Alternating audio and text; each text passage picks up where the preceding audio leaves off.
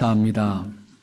때를 따라서 어김없이 하나님의 시간을 통해서 섭리하시며 우리로 하여금 그 과정 속에 순종하고 누리고 기뻐하도록 허락하셨습니다. 하나님께서 허락하신 봄날을 통해서 기쁜 마음 가지게 하시니 감사하고 허락되어 주신 순간들을 통해서 은혜를 노래할 수 있는 저희들 되게 하시니 감사합니다.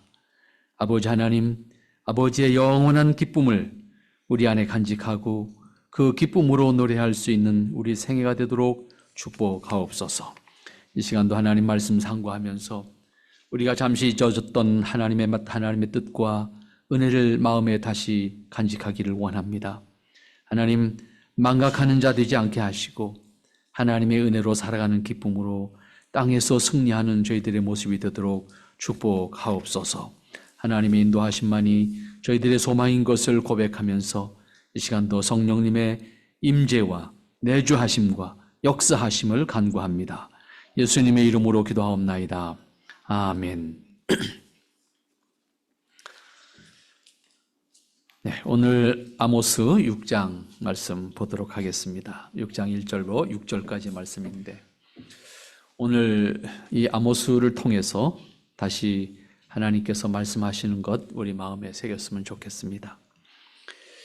하나님은 아모스를 통해서 유다 백성들을 매우 근심하는 그런 말씀을 기록하고 있는 것을 볼 수가 있습니다. 6절 마지막에 보니까 그렇게 표현하고 있습니다. 대접으로 포도주를 마시며 귀한 기름을 몸에 바르면서 요셉의 환난을 인하여서는 근심하지 않는 놈들아, 이렇게 그 안타까운 마음을 이렇게 아주 대비되는 표현을 하고 있는 것을 볼 수가 있습니다. 우리가 북한에서 탈북하신 분들을 처음에는 귀순용사, 귀순자 이런 표현을 했습니다. 그러다가 세터민 뭐 이렇게 표현을 하다가 그 다음엔 탈북민 이렇게 표현하다가 지금은 공식적으로 북한 이탈 주민 이렇게 표현합니다. 북한 이탈 주민이라고 하는 것이 이제 공식적인 명칭인데 어떻든 남한 사회에 정착한 북한 이탈 주민들이 사실은 우리 주변에 많이 살고 있습니다. 특별히 우리가 살고 있는 지역에 우리나라에서 가장 많이 살고 있는 것이 북한 이탈 주민자들이 정착촌입니다. 다만 다양한 루트를 통해서 대부분 사선을 넘은 고통을 경험하면서 남한에 온 사람들입니다. 그분들이 이구동성으로 남한에 도착해서 느끼고 하는 말들이 있습니다. 일단 풍요로움이죠. 그리고 자유로움이죠. 그리고 가장 남자든 여자든 똑같이 하는 말이 물을 자유롭게 쓸 수 있다는 것. 그것에 대해서 늘 감격하는 모습을 봅니다. 물을 자유롭게 쓸 수 있다는 것. 물을 길지 않아도 된다는 것. 근데 그것도 더운 물, 찬물을 같이 쓸 수 있다는 것.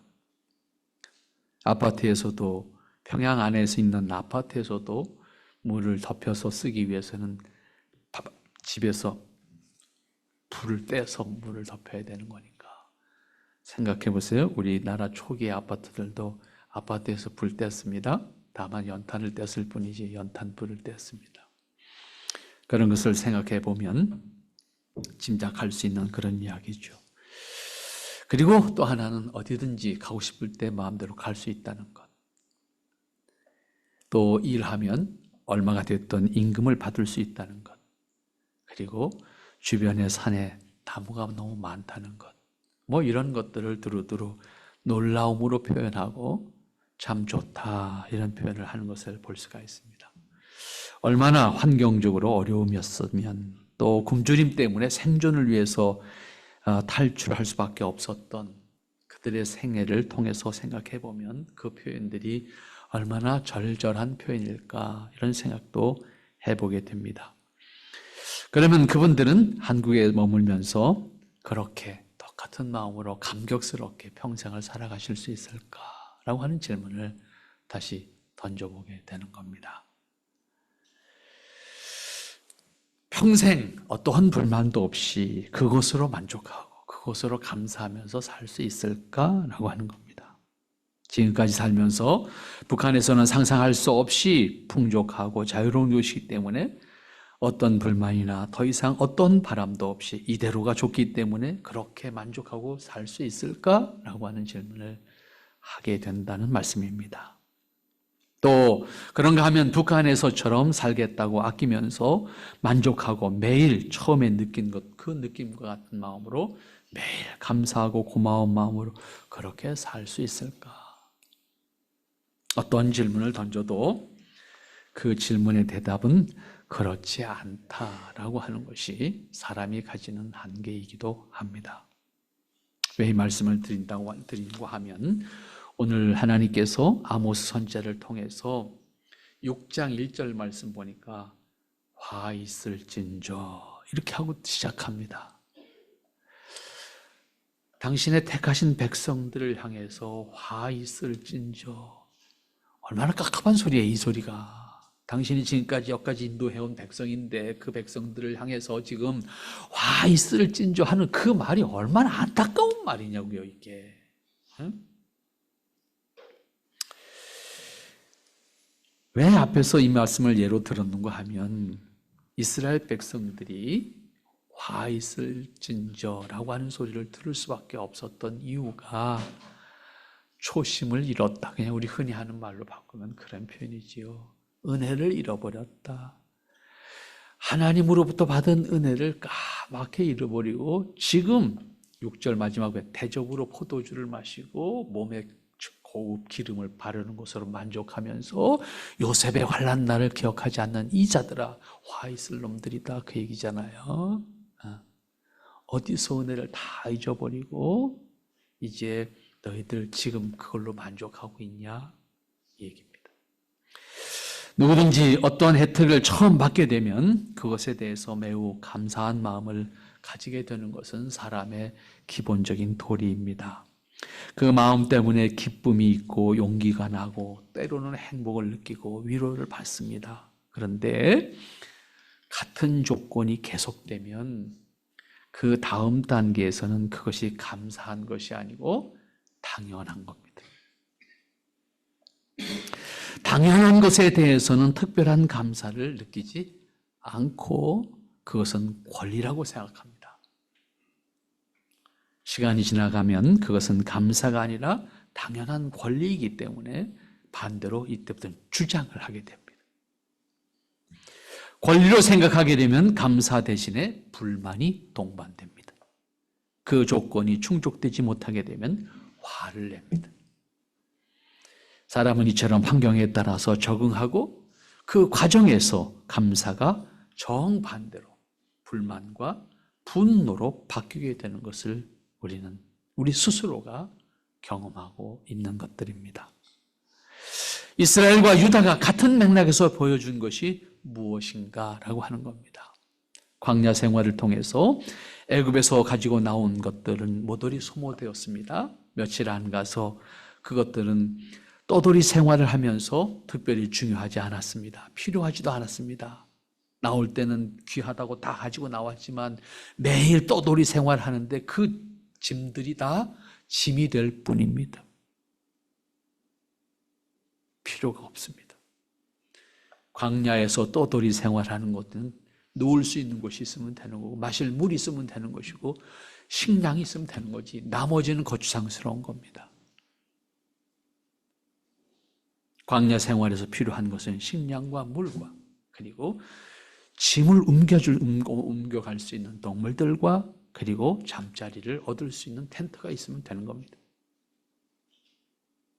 떠돌이 생활을 하면서 고급 가구나 장식 다 거추장스러운 것들일 뿐입니다.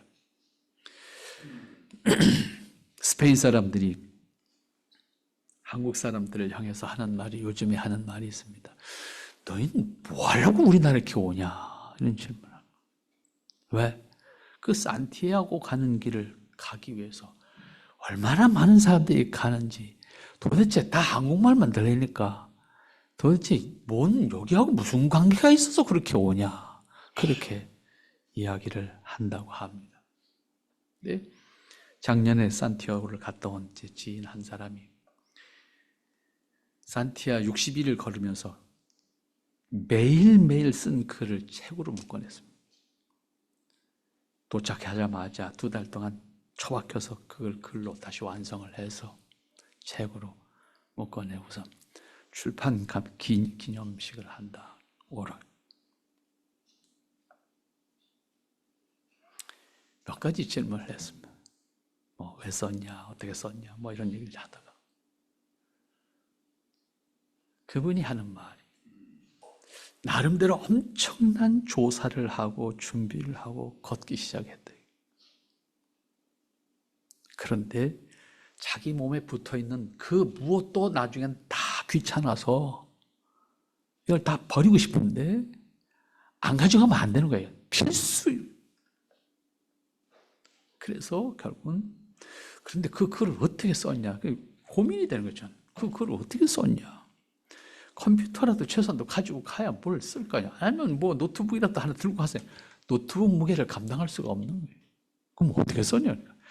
핸드폰은 버릴 수 없으니까 핸드폰으로 썼다는 거야. 밤새도록 썼다는 거야. 문제가 없냐. 어쨌든 써놓고 잤대. 그리고 일어나야 되는 시간에 일어나지 않으면 안 되니까 그 시간에 일어나서 걸었대. 그러면서 이야기하는 것이 실오라기도 짐이 되더라. 그런 이야기를 합니다. 매일매일 이동하면서 살아가는 이스라엘 백성들입니다. 뭐가 필요한 겁니까? 먹고 마실 수 있는 생명을 유지할 수 있는 것만 있으면 되는 겁니다. 왜 이 말씀을 했습니까? 나중에 그 얘기 나오지요. 4절 이후에 쭉 설명을 합니다. 아무리 힘들어도 그것을 버릴 수 없는 것만은 꼭 가지고 가는 겁니다. 그렇게 방랑 생활을 하던 이스라엘 백성들이 가나안에 정착했습니다. 나라를 만들었습니다. 주변을 가만히 보니까 왕이 있어야 돼. 왕도 달라고 했습니다. 우월한 능력으로 국력을 키웠습니다. 그러다 보니까 주변의 땅도 좀 더 차지하게 됐습니다.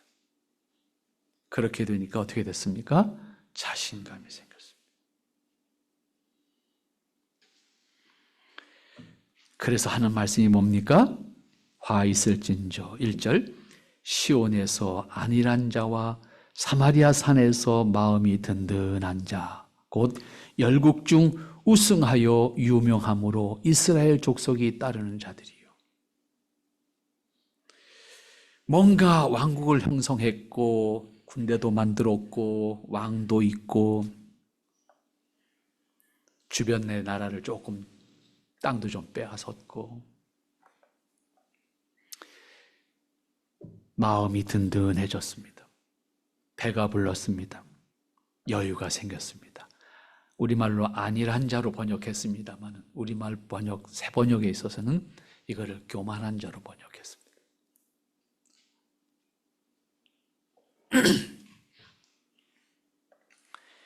이스라엘 백성들은 나라를 만들고 난 후에 스스로 자만하게 되었음을 지적하는 겁니다. 왕이 없고 국가의 개념이 없을 때는 전적으로 하나님만 의지했었는데 그리고 하나님의 인도하심과 그 말씀에 따라서 그들이 움직였는데 그리고 그 말씀을 기뻐하고 하나님을 노래했는데 하나님의 인도하심과 말씀에 대해서 매우 기뻐하면서 순종해 왔는데 나라가 만들어지고 왕이 만들어지고 자신들의 능력으로 주변의 땅도 조금 확보할 수 있게 되었습니다. 그렇게 되니까 1절에서 표현한 대로만 본다고 하면 사마리아 산에서 마음이 든든한 자들이 되었습니다. 나라가 없을 때는 하나님만 의지할 수밖에 없었던 사람들이었는데 이스라엘은 오직 하나님과 그 말씀에 대한 신뢰와 그 말씀에 대한 순종을 통해서 거기까지 왔었는데 자기들 스스로가 나라를 만들고 왕이 세워지고 국력이 강해지면서 스스로의 능력에 심취해서 하나님의 존재를 점점 망각하기 시작합니다. 하나님 말씀에 대한 권위가 상실되어지기 시작합니다. 무감각해지기 시작합니다. 끝내는 그 말씀을 잃어버렸습니다. 그 이유를 시온에서 안일한 자, 곧 그들은 결국 교만한 자가 되어서 자신들이 정복한 땅에서 호남 문화를 받아들이게 됐고, 사마리아 산에서 마음이 든든한 말에서 찾을 수 있는 것처럼 그들은 자신들의 확보한 것을 통해서 위로를 받고 힘을 얻고 그리고 자신감을 가지기 시작했습니다. 이스라엘은 자신들의 능력에 자신감이 생겼고 더 이상 하나님께 매달리지 않아도 될 것 같다고 하는 생각을 하게 됩니다. 따라서 아모스 선지자는 2절에서 다시 하나님의 말씀을 그렇게 전하지요. 거기에 등장하는 갈레나 하맛이나 블레셋의 가드, 이것들은 결국 이스라엘의 여로보암 2세 때 점령한 땅들입니다. 그런데 그 땅들이 대단히, 다시 말하면 요즘으로 말하면 이웃나라의 좀 좋은 도시들이었단 말이죠. 이스라엘에 비하면 발전된 문화를 가지고 있는 도시들이었습니다. 그것들을 차지한 이스라엘은 자신감이 생겼습니다. 하나님은 그것에 대해서 다시 뭐라고 말합니까? 2절 마지막 부분에 가서 보니까 그곳들이 이 나라들보다 나으냐? 그 토지가 너희 토지보다 넓으냐? 왜 이렇게 반문합니까? 거기도 다 망할 거야. 거기도 다 심판의 대상일 뿐이야. 내 심판이 임하게 되면 그것도 아무것도 아니야. 그런데 그거 차지했다고 너희들이 지금 안일에 빠졌냐? 이렇게 말해요.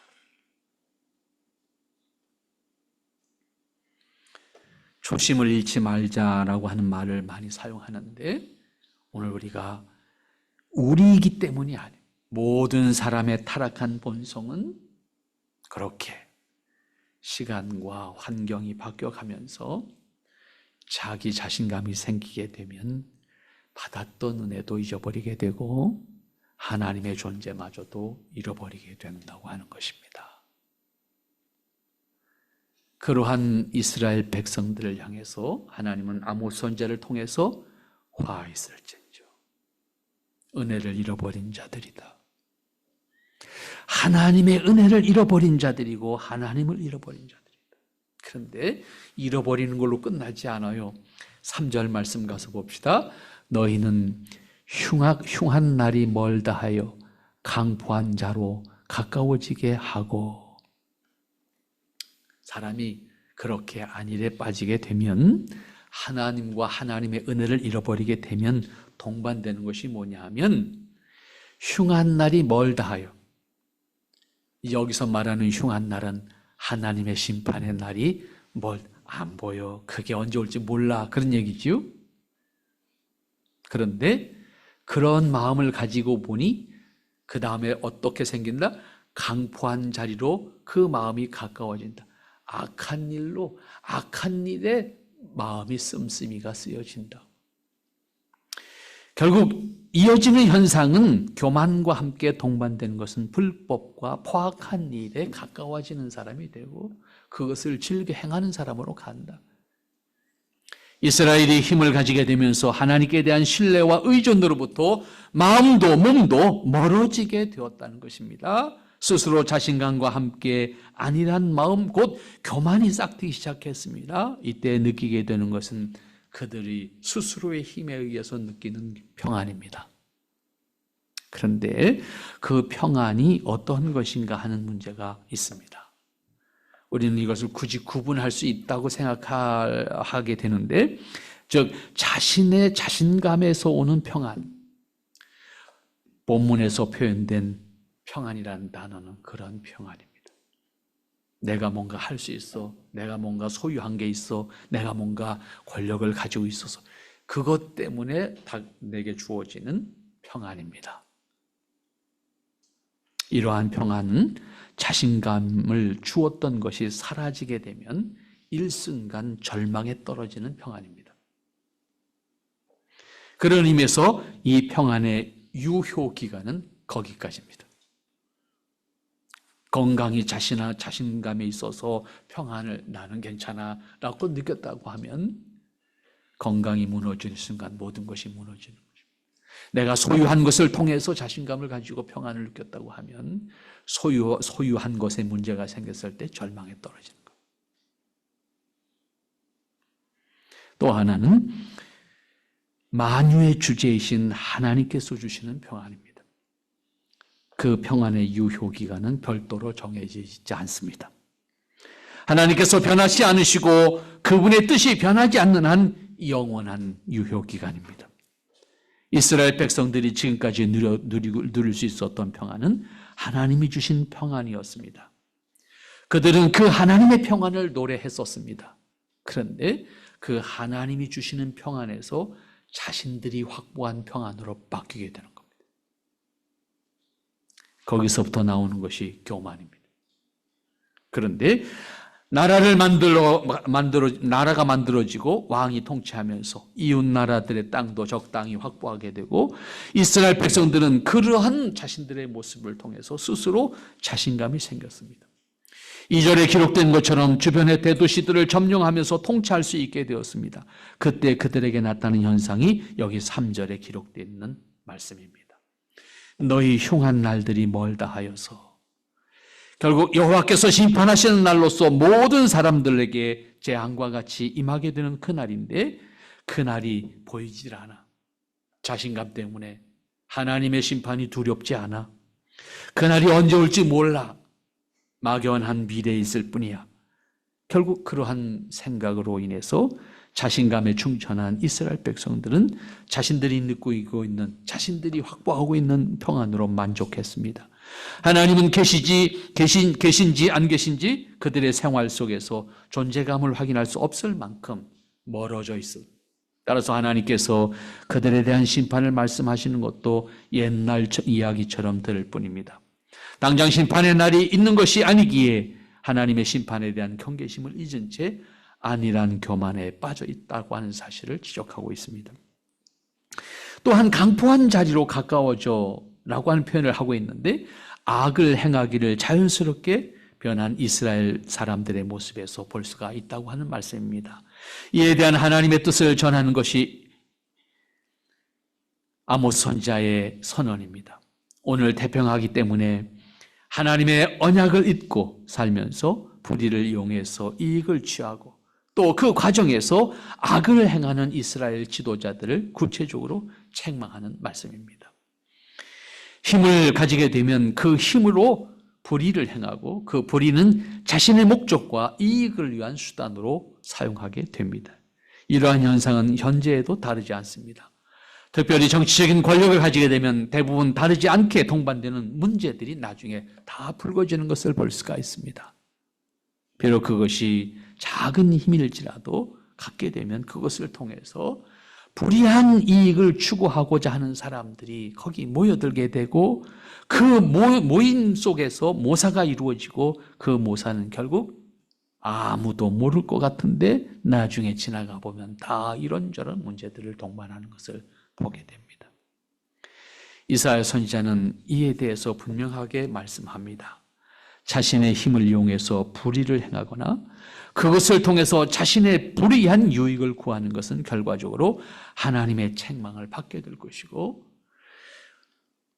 하나님께서 그것을 결코 용납하지 않으실 것이다. 오늘 우리에게 있어서도 다르지 않습니다. 깨어서 하나님과 함께 있는 것을 기뻐하지 않는다고 하면 언제든지 우리의 마음은 하나님의 기뻐하시는 것으로부터 멀어져서 내가 가지고 있는 능력과 수단을 통해서 불의한 이익을 추구하는 수단으로 사용하게 되고 그것을 자신의 능력으로 과시하게 된다는 사실도 우리는 인정할 수밖에 없습니다. 불의를 합리화시켜서 자신의 유익을 위한 도구로 사용하게 되는 것이 힘을 가졌을 때 누구나 가지는 공통점이 된다는 사실입니다. 그러나 하나님께서 권력을 허락하신 것은 그것을 통해서 불의하고 약한 자들을 돌보면서 하나님의 평안을 기뻐하는 사람들과 살기를 원하셨습니다. 그렇지만 사람들은 점점 게을러지고 불의한 것을 통해서 더 많은 이익을 취하는 것이 유리하다고 생각하게 됩니다. 동시에 내가 힘을 가지고 있을 때 많은 것을 확보하는 것이 지혜라고 생각하게 됩니다. 결국은 하나님께서 엄히 책망하시는 이 화 있을 사람들아 라고 책망하시는 말씀으로 밖에는 되지 않습니다. 그 다음 이어지는 4절 말씀부터 여러분들이 한번 눈여겨보시기 바랍니다. 4절부터 6절까지 상하상에 누우며 침상에서 기지개를 켜며 양에서 어린 양과 우리에서 송아지를 취하여 먹고 비파에 맞추어 헛된 놀이를 지절거리며 다윗처럼 자기를 위하여 악기를 제조하며 대접으로 포도주를 마시며 귀한 기름을 몸에 바르면서 요셉의 환난을 인하여는 근심치 않는 자로다. 하나님을 잃어버리고 하나님의 기뻐하시는 뜻을 잃어버리고 하나님의 영광 안에서 우리에게 허락되어진 영광을 잃어버리게 되면 사람은 자신의 힘과 자신의 능력을 통해서 스스로 만족하고 스스로 평안하기를 원하게 됩니다. 거기에서 나타나고 동반되는 것이 무엇인가 하면 여기 기록되어 있는 4절과 5절과 6절의 말씀의 내용과 같게 됩니다. 스스로 능력을 의지하게 되면서 반드시 동반되는, 생각 없이 살게 되면 동반될 수밖에 없는 아주 자연스러운 현상입니다. 특별히 이스라엘 사람들이 나빠서가 아닙니다. 타락한 본성을 가진 사람이라고 하면 누구나 똑같다, 그런 말씀으로 읽어야 하는 말씀입니다. 무엇을 해도 감사한 마음이 없어지게 되고 특별히 자신의 의식에서 하나님의 존재감이 점점 희미해지기 시작합니다. 나를 지배하시는 하나님, 나를 인도하시는 하나님, 내가 기뻐해야 될 하나님인데 그 존재감이 내 신앙의식 속에서 점점 희미해지게 되면 하나님 앞에서 행하는 자신의 모습이 아니라 내 자신을 위해서 나의 지혜도 나의 능력도 나의 시간도 사용하게 됩니다. 그렇게 될 때 내가 할 수 있는 것이라고 하면 무엇이든지 그렇게 행하게 되는 겁니다. 따라서 하나님께 대해서는 지극히 형식적인 자세만 취하게 되고 스스로 만족하는 자만심에 빠지게 됩니다. 이렇게 되었을 때 동반되는 것은 감사한 마음은 없어지게 되고 만족하지 못할 때 반드시 다른 원인을 찾습니다. 그리고 그것을 탓하게 됩니다. 이와 같이 감사한 마음을 잃어버리게 되면 동반되는 것은 불만과 분노입니다. 그리고 그것을 통해서 결국 만족하지 못합니다. 아모스 선지자는 먼저 자만에 빠진 이스라엘을 책망합니다. 그들의 상태가 어떤 것인지를 이미 1절 말씀에서 화 있을 사람들이다 라고 하는 표현을 했는데 구체적으로 왜 화 있어야 되겠는가? 1절부터 4절까지의 말씀에서 표현된 내용과 여기 4절부터 6절까지 나오는 표현이 조금 다릅니다. 3절까지는 좀 더 하나님과 직접적인 관계 속에서 이스라엘이 책망받는 내용을 담고 있다고 하면 4절부터 6절까지의 말씀에서는 그들의 자신들의 자신감으로 말미암아서 살아가는 향락에 빠진 삶을 책망하고 있는 것을 볼 수가 있습니다. 그들의 상태가 어떠했는지 묘사하고 있는 것이 4절과 5절과 6절인데 4절 먼저 봅시다. 뭐라고 표현하고 있습니까? 상하상에 누웠다. 침대가 상하로 만들었다 그런 얘기잖아요. 쉽게 표현하면. 한번 상상을 해보세요. 상하라고 하는 코끼리 뿔을 통해서 코끼리 뿔을 가지고 침대를 만들었다. 지금도 그 가격을 따지면 상상이 안 되는 가격. 물론 거래 자체가 불법이기 때문에 불가능하지만 중동의 거부들은 다 가지고 있는 침대들이. 상하로 만든 침대에 누워서 기지개를 편다. 일 안 한다는 얘기 아니겠습니까? 그리고 어린 양과 송아지를 먹었다 그랬어요.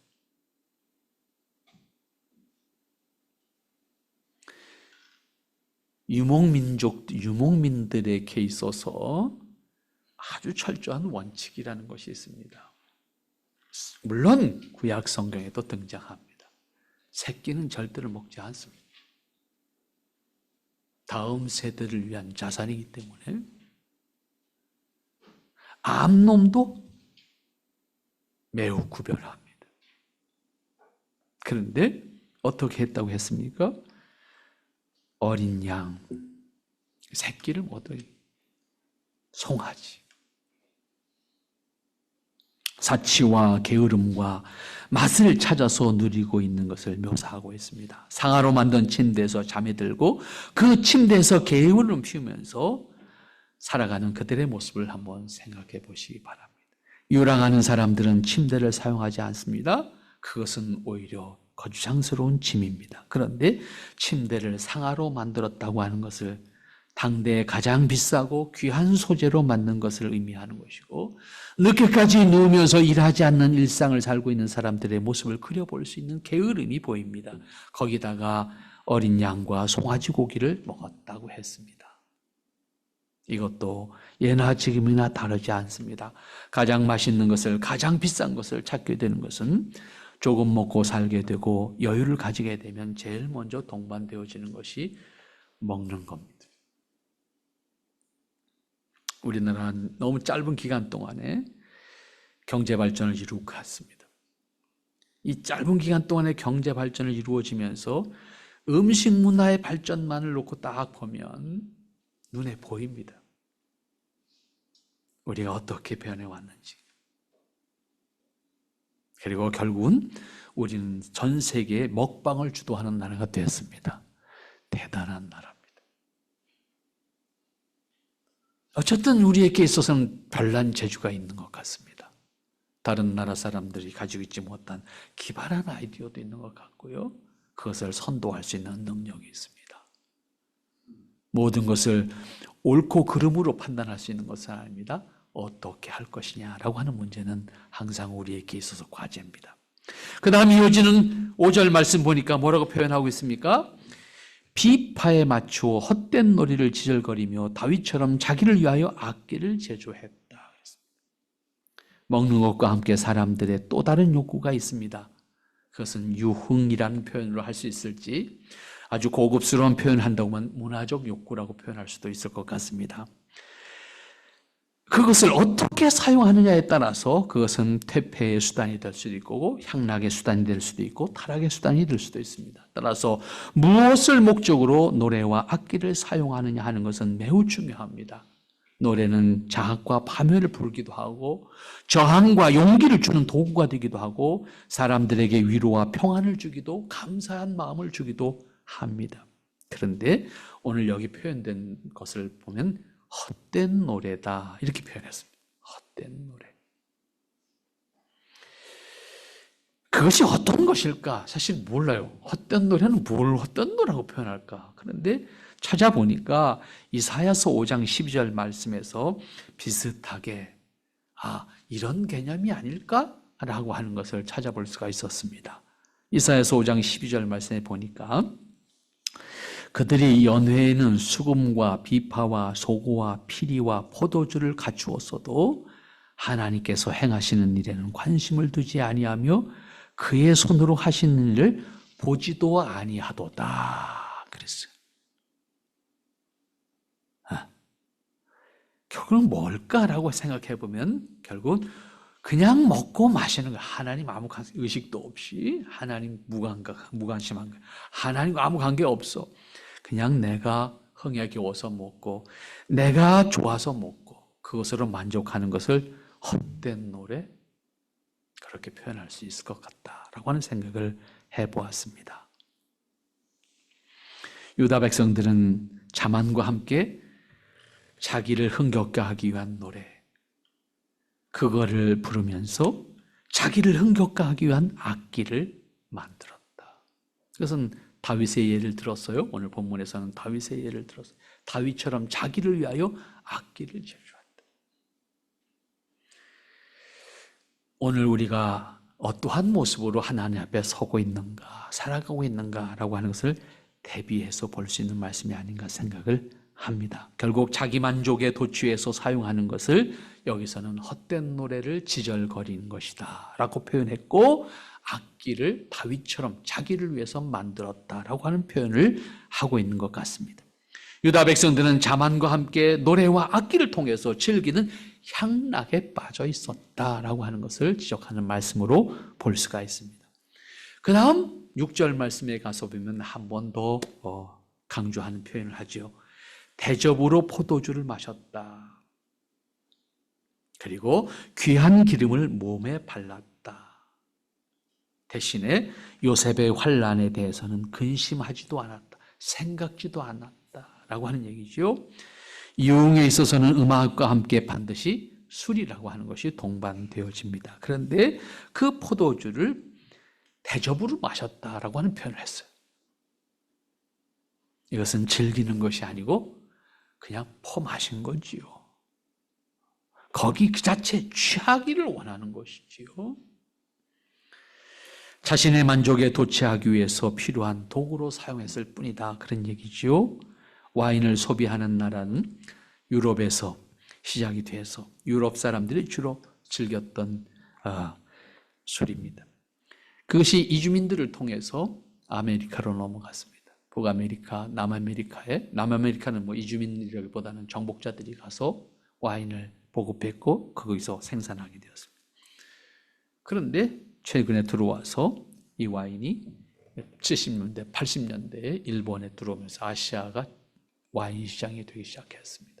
그러다가 중국이 다시 와인 시장을 정복하기 시작해서 전 세계 와인 가장 많이 수입하는 나라가 중국이 되었습니다. 일단 인구가 많으니까 조금만 먹어도 엄청난 수입을 하지요.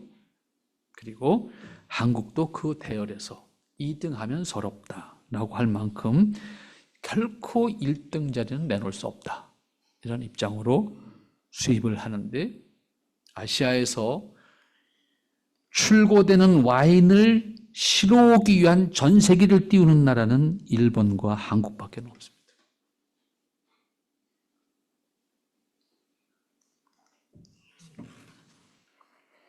그것도 가장 고급 와인을 실어오기 위해서 전세기를 띄웁니다. 우리나라 대단한 나라입니다. 그러나 하나님께서는 어떻게 말씀하고 있는지 잘 기억해야 되는 거예요. 그만큼 자기 만족을 위한 사람들이 가지고 있는 모습이 어떠한 것인가, 그리고 이 시대의 사람과 오늘 우리의 모습이 결코 다르지 않다는 것도 우리는 인정을 해야 됩니다. 그 사람들이 그랬어가 아닙니다. 사람의 본성이에요. 그 다음에는 몸을 치장하기 위해서 귀한 기름을 발랐다. 몸을 가꾸지 말라고 하는 얘기가 아닙니다. 몸을 가꾸어야죠. 아름답게 가꾸는 것 자체가 잘못이 아닙니다. 오히려 아름답게 가꾸는 것은 필요합니다. 그러나 그 도가 지나치면 자연적인 아름다움을 거부하게 되고 맙니다. 그래서 인간은 다시 망가집니다. 그것은 또 다른 욕망의 한계입니다. 대신에 환난에 대한 근심은 없다. 여기서 말하는 근심이라고 표현하고 있습니다만 그날은 전혀 생각하지 않고 있다, 그런 얘기죠. 그날에 대해서는 전혀 예비하고 있지 않고 있는 이스라엘을 책망하시는 말씀입니다. 오늘 우리는 다시 한번 그들의 모습을 통해서 우리를 투영해 봅니다. 우리의 모습은 어떠한 것이어야 할까? 라고 하는 것을 다시 한번 생각하면서 이 6절 말씀에 한탄하는 그 아모스 선지자의 표현, 요셉의 환난날을 인하여는 근심하지 아니하는 자로다. 이스라엘의 변한 모습을 통해서 하나님께서 책망하시면서 경고하시는 말씀입니다. 오늘 우리는 더욱 하나님 앞에 허락되어진 은혜를 감사와 누림을 통해서 영광 돌리는 것이 우리의 도리고, 허락되어진 것을 하나님 앞에 아름답게 활용해서 살아가는 것이 우리의 믿음의 도리라고 하는 것도 기억함으로 말미암아 여러분들에게 허락되어진 시간과 재능과 능력과 그리고 여러분들에게 허락되어진 재물까지도 포함해서 하나님이 기뻐하시는 도구로 사용할 수 있는 여러분의 삶이 될 수 있기를 바랍니다. 기도합니다. 거룩하신 아버지 하나님, 참 부족한 저희들인 것을 다시 돌아보게 됩니다. 아버지 하나님, 우리의 신앙의 선배들이 살았던 모습을 통해서 우리에게 교훈하시는 하나님, 우리가 하나님 앞에서 실족하지 않도록 주장하시고 우리가 하나님이 기뻐하시는 그 모습을 잃지 않도록 주장하시는 가운데 하나님의 뜻을 살아가기에 부족함이 없도록 도우시고 역사해 주시옵소서. 예수님의 이름으로 기도하옵나이다. 아멘.